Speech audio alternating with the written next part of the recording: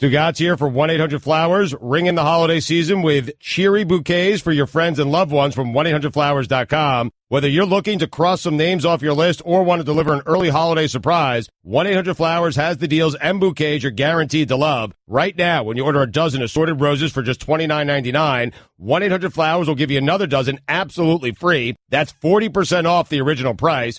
24 assorted roses is the perfect way to surprise the special people on your holiday list. This beautiful bouquet of 2 dozen roses in a rainbow of colors will leave your loved ones stunned without spending a fortune. It's the best of both worlds. Amazing roses at an unbeatable price. These gorgeous roses from 1-800-Flowers are picked at their peak and shipped overnight to ensure freshness. A dozen assorted roses for just $29.99 plus another dozen for free is an amazing deal, but it expires Friday. When it comes to meaningful holiday moments, trust quality bouquets from 1-800-Flowers.com. To order a dozen assorted roses plus an extra bouquet for just $29.99, go to 1-800-Flowers.com/Dan. That's 1-800-Flowers.com/Dan. Hurry, the offer ends on Friday.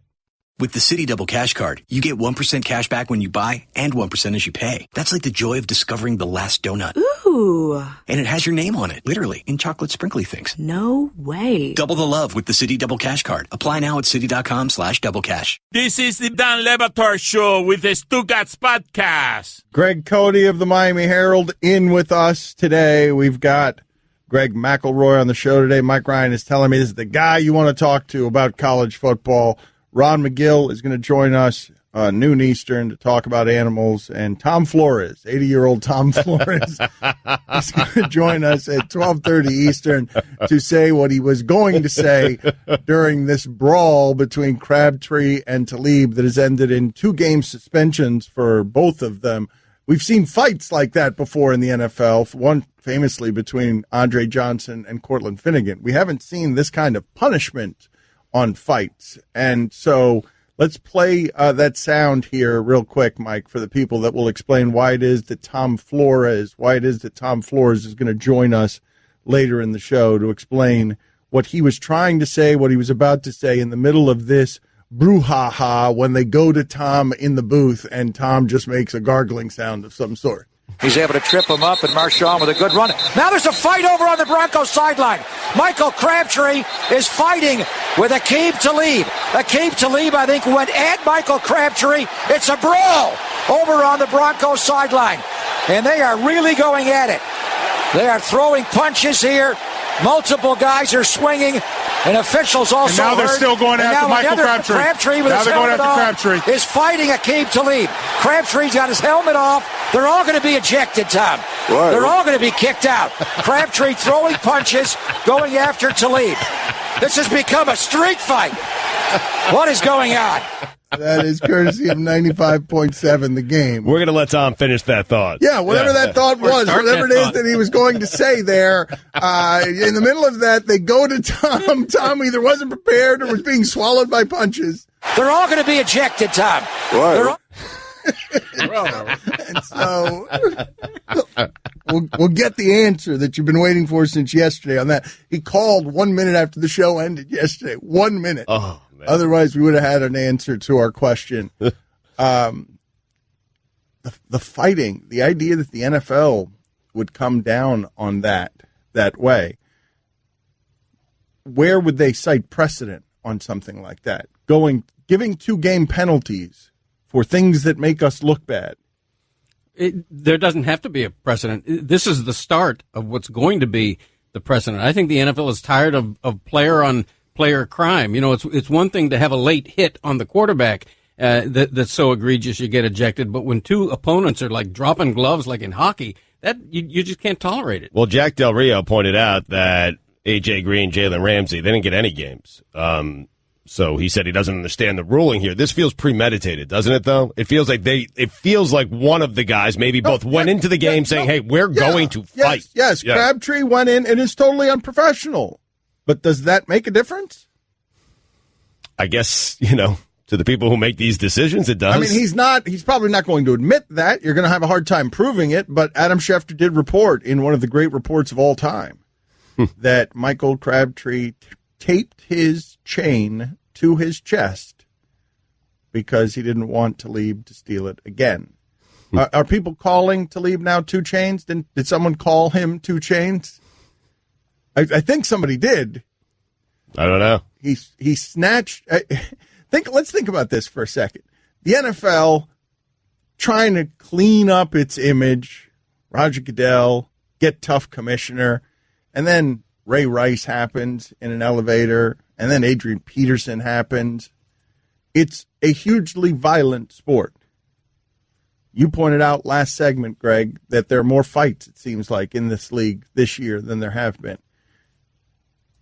What's too much violence? What you're watching every Sunday is choreographed violence. It's people could get a lot more hurt than anything that actually happened in the fight. If I were the commissioner, my sensibility would be this sport is inherently violent. We're dealing with an overarching concussion issue. Injuries, there must have been, in the Dolphin-Patriots game, there must have been 6 or 7 injury timeouts. So we have all that built in. Let's not, in addition, have players fighting each other in the manner that they did. I think yesterday set the template. That discipline set the template for what's going to happen from now on. If the Jalen Ramsey thing happens again, they're also going to get a game suspension. But, Greg, you're asking guys to play violent sport and for the violence not to carry over once the whistle is blown, which I think is ridiculous. If you're the league. I mean, it's not ridiculous. I'm just saying because, Dan, occasionally it's hard to contain your emotion. There are going to be fights, especially in that sport. I'm surprised there are not more. Okay, but you just said it. You're surprised there's not more because there haven't been. So you can't say, how do they not do this when up until this point in this fight, it hasn't been an issue. I think what's ridiculous is the idea that you can't contain your emotions to the point where you don't take a punch at somebody else. That's ridiculous. Okay, well, see, now, wait a minute. See, now you guys are calling things that are not ridiculous. That's how rage works. Rage is not processing common sense and measuring consequences. That's, if you're saying it's never okay to be enraged while at work in professional sports? I think rage is an emotion that you don't want to get to. I think you can play football and bring all your heart to the game without reaching the level of rage. Maybe it's a semantic issue. No, but wait a minute. Like, I'm not talking about playing with violence and hissing hatred. I'm talking about you're playing against a guy and things in competition escalate to a point where you're enraged. After that, it's not ridiculous to be enraged and then act on that rage once you've arrived there.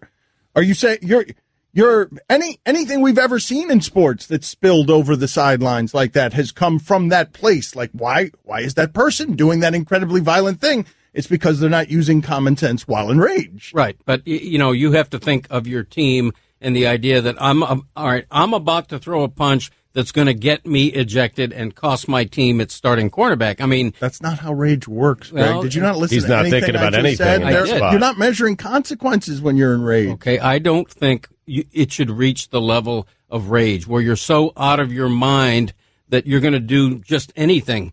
I think you have to play with more control than that. I understand that, Greg. I'm just saying it's tough to say. It's tough for us to say it since we've never been in the middle of it and never experienced what that's like. So I've seen Greg Cody's rage. It's not logical. Right? No, he gets hurt.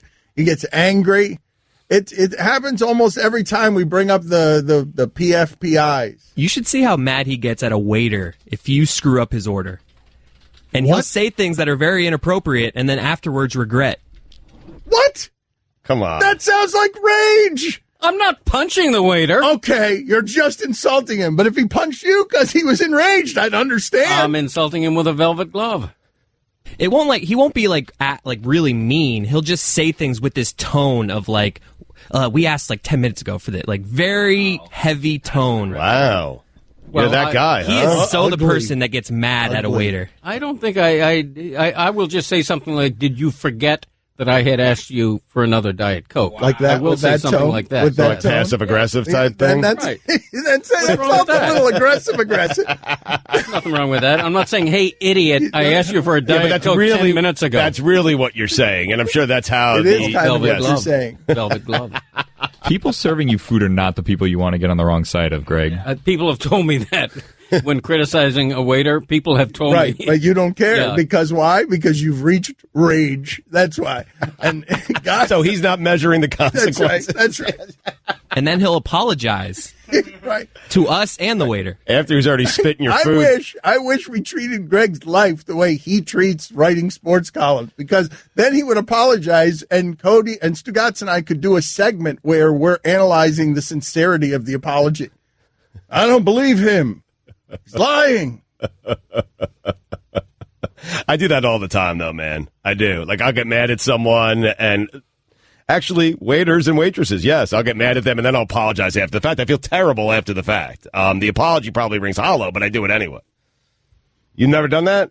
I don't think I have ever been mad at a It waiter. rings hollow because it is hollow. Dan Le Batard. You could get the delicious, succulent ham shank or butt portion.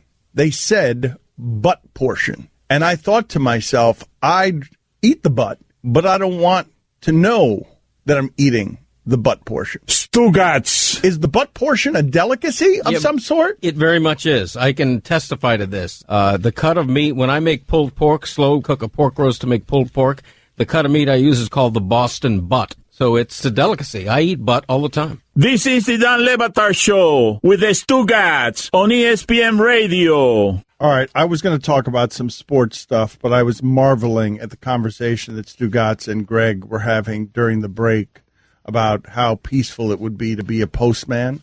Oh. And just hold on a second. I got to explain this to people because it was dizzying. What was happening here was totally dizzying. So please, if you guys don't mind, can we recreate what just happened during the break that you guys weren't even aware was happening?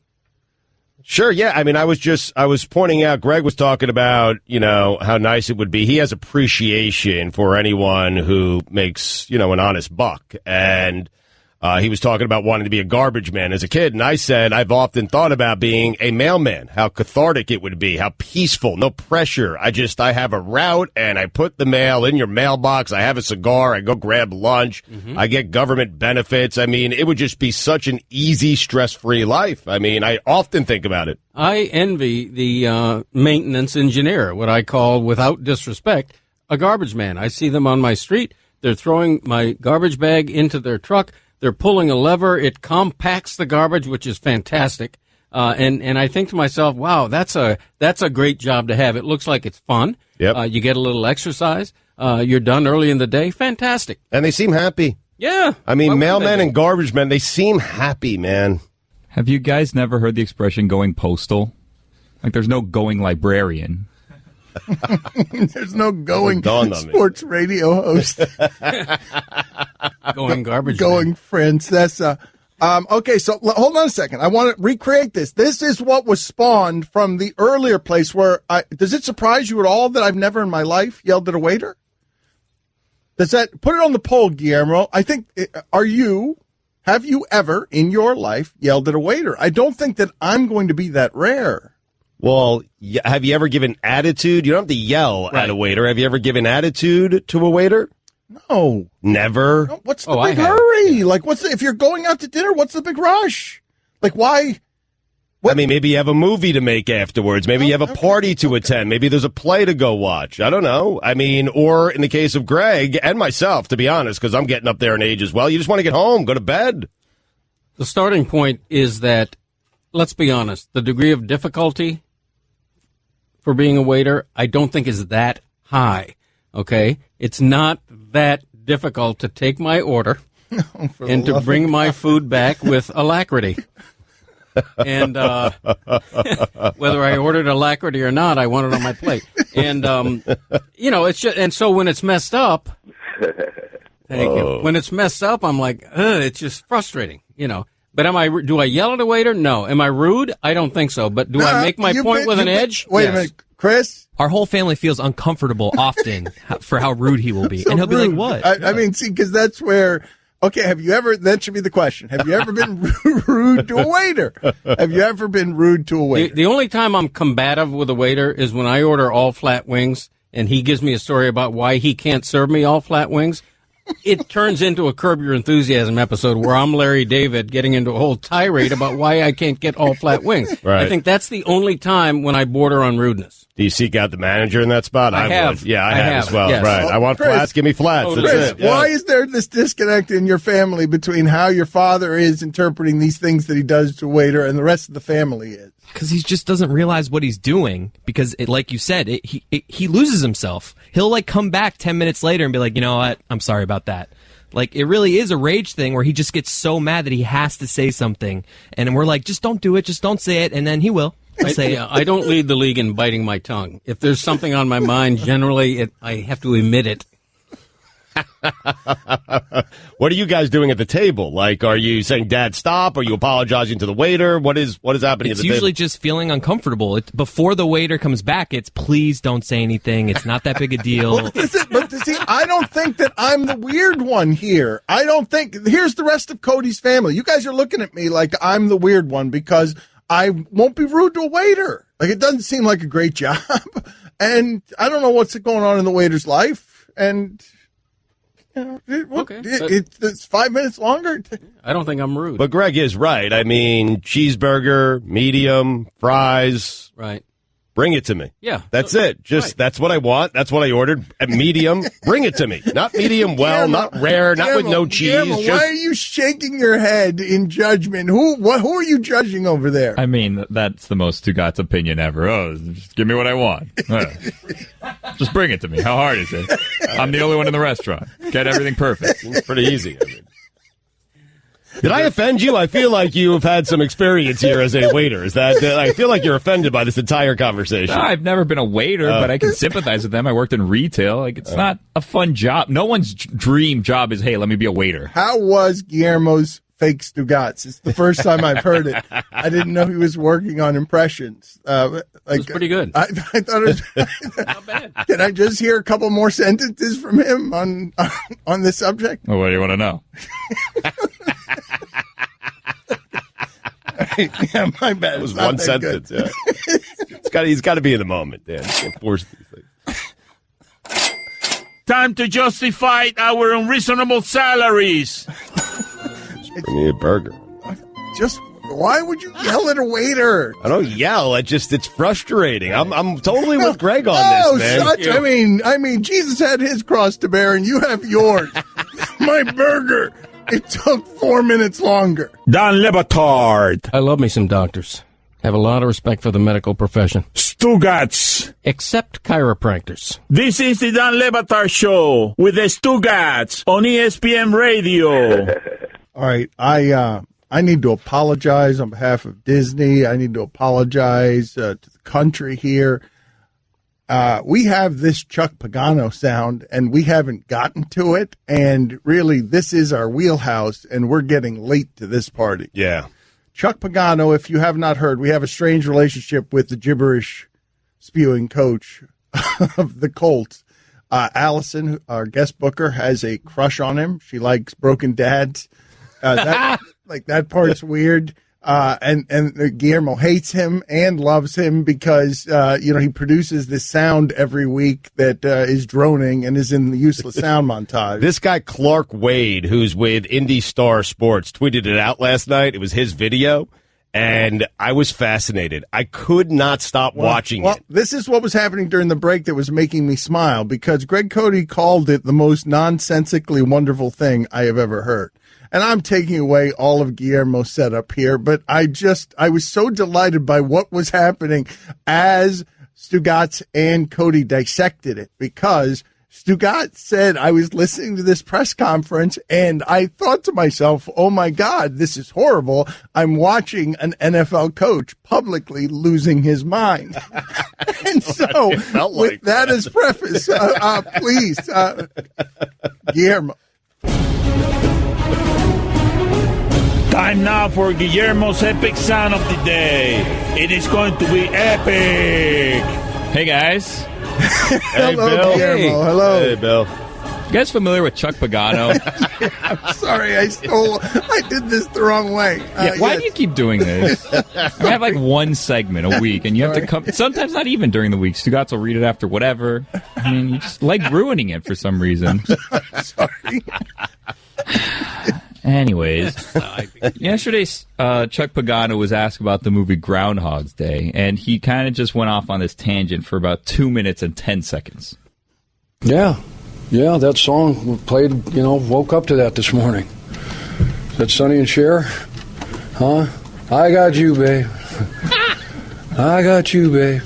Yeah. Went down, got my coffee, said hello to the gal in the coffee shop, stole the money out of the back of the truck, drove my truck into the tar pit or whatever, off the landfill, jumped off a building, lived through it. Did you see the movie? Did you ever see the movie, Groundhog Day? It's been a long time. What do you guys do? You spend so much time on Twitter, you're not enjoying the better things in life. Bill Murray, come on. I jumped off the roof at my home this morning. It's not going away. But do you worry, in all seriousness, do you worry that... No, it's everybody. It's you guys. It's the fans. It's everybody driving up there. It's everybody in the NFL community. Okay? There's a storm in the Atlantic. Hurricane, whatever you want to call it. When's it going to hit landfall? It's coming. Third quarter, middle of the third. It's getting late third. They're up 10. Got to happen sometime. It's a self-fulfilling prophecy right now. It is. And then what's got to happen is, being in Miami for 6 years, when them storms start coming off the coast of Africa and then they're coming through the Atlantic and they start coming up, what happens is if you get a nor'easter, right? You get a storm up top. Who's in here had done weather before? Huh? You know some weather people, Crabtree. Who was it? Who's the best dude down there doing weather? Or do that, huh? Yeah, so when it comes down, that pressure hits, right, and it pushes the storm where?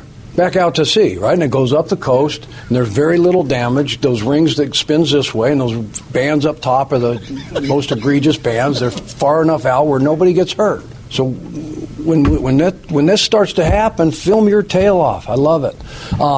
You gotta respond. And when that happens, we need a storm to blow in and push that so it doesn't hit land.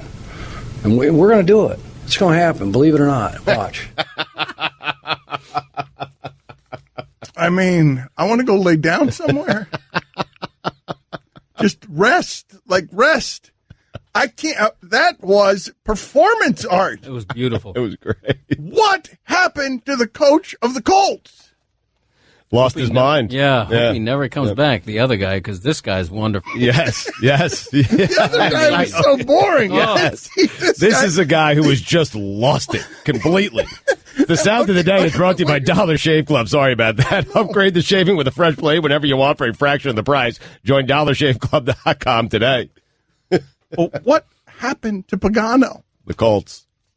But which part of it? Is all it of it. that it's just all of it? No quarterback, that owner. There are plenty of things to choose from.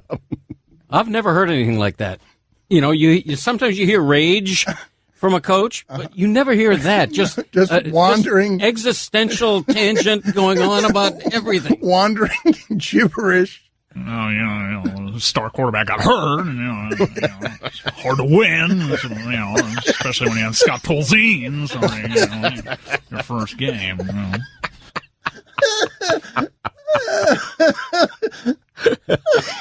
It'll break him, man.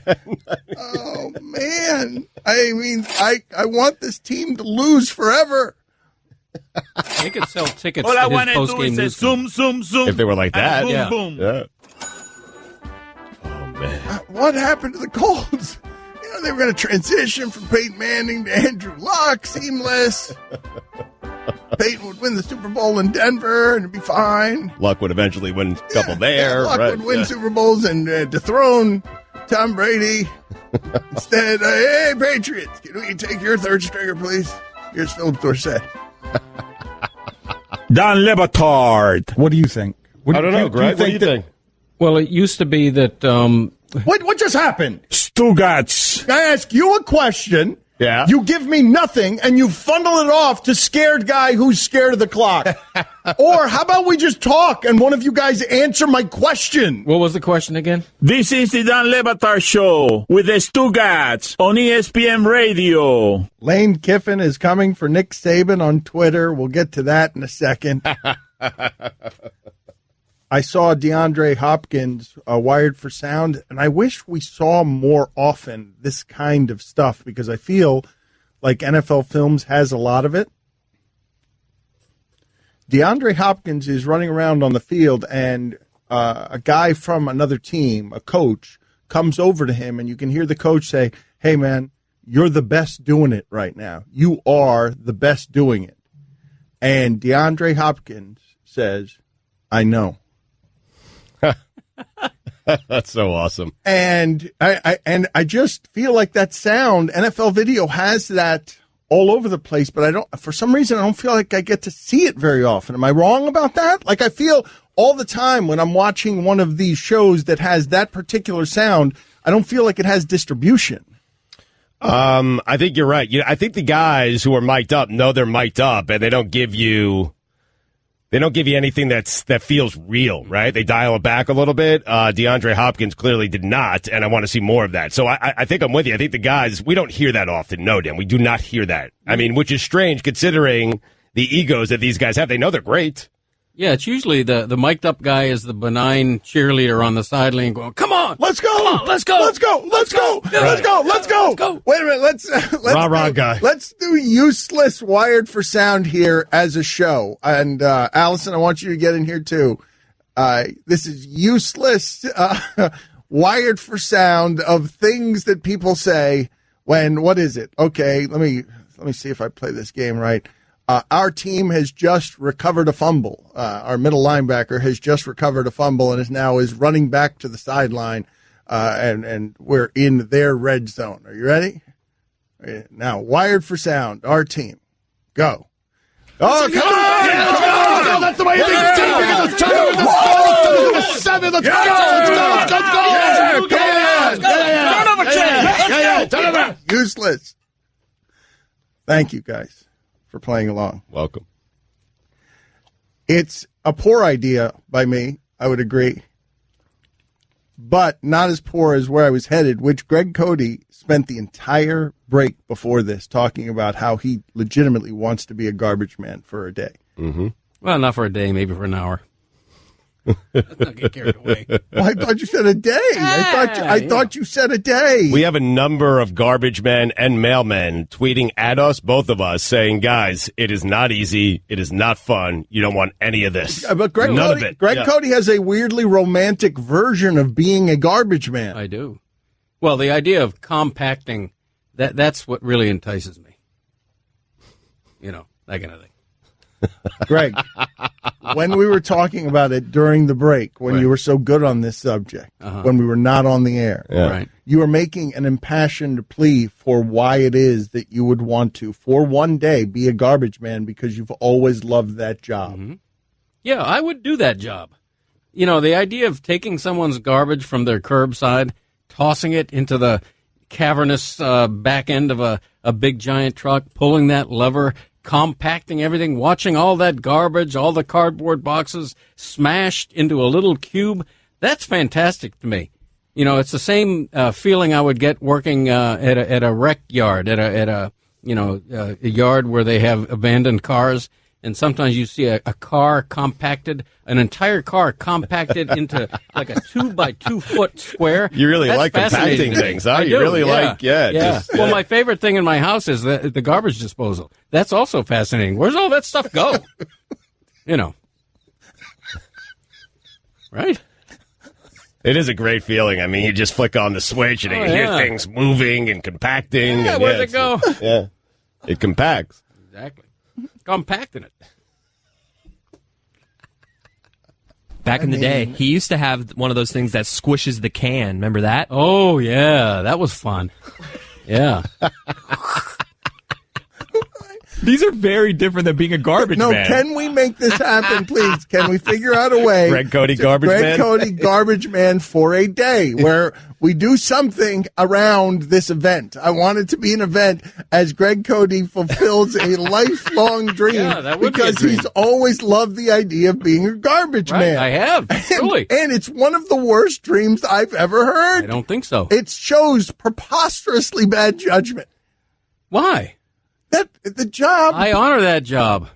I'm not for an hour. Whoa! I'm not saying it's a dishonorable job. Do not corner me there. I am not saying it's a dishonorable job. I'm saying it seems like an unpleasant job to do. Oh, well, I think it might be difficult, but for a day, I think it would be paradise. Paradise. This is what I'm saying. Like, I don't like, can we make this happen? Paradise does not smell like that. I would sign a waiver. Guillermo, put it on the poll. Does paradise smell like that? Like a garbage truck? Yes or no? But his paradise is compacting things, clearly. Yeah. Yes, that's his paradise. And then in between houses, they hop on the little floorboard in the back. One man's trash is another man's treasure. Like you're riding a trolley car. You know, it's fantastic. Does this sound to anyone else like weird erotica? I am. He's absolutely got a thing for compacting. He is fetishized trash compacting. Right. Occasionally I dream about being a garbage man. I really do. I had a weird dream last night. I dreamed that I was on my last show, on the Batard show, my farewell show. This might be it. Where it could be, where you allow me to say that I'm retiring when in fact you've privately fired me. And guess who's singing my outro song? Yeah. Jimmy Buffett is in the studio singing Lovely Cruise, and that's how I go out. What's going on? What an inglorious ending. Have you heard that song? Bring a tear to your eye. Farewell to my career to Lovely Cruise. Fantastic. Wait a minute. You dreamt about the show last night? Hold on a second. I did. Well, a couple of nights ago, I think. Yeah. I was tripping on tryptophan. Is this something you want done? Hold on. Is this something you want done? Yeah, I would like Jimmy Buffett, if you can swing it. I don't know how much juice Batard has left. If you can get Buffett in the studio to sing Lovely Cruise on my last day on the air, that's nirvana. That's better than being a garbage man. Hold on. Really? Oh, yeah. Sail off into the sunset? Yeah. Hold on. You actually dreamt about... I swear I did. Yes. It's been a lovely cruise. Please give me... Put us there, man. Please give me... I mean, what a romantic song. You hear it on cruises, obviously. Wait a minute. When you're coming back into port. Sunset. Ah, pina colada. I want every detail of this dream. I mean, it's a tearful goodbye. And then all of a sudden, I'm surprised. The surprise element's gone because I dreamed it. But in the dream, I am shocked to the point of weeping when all of a sudden, we've got a special guest to sing farewell for you, and Jimmy Buffett comes in. And he walks through the door of the tiny room with a guitar. Yeah. And it's not the entire Coral Reefer band, but he's not alone. He's got like a couple of guys with him.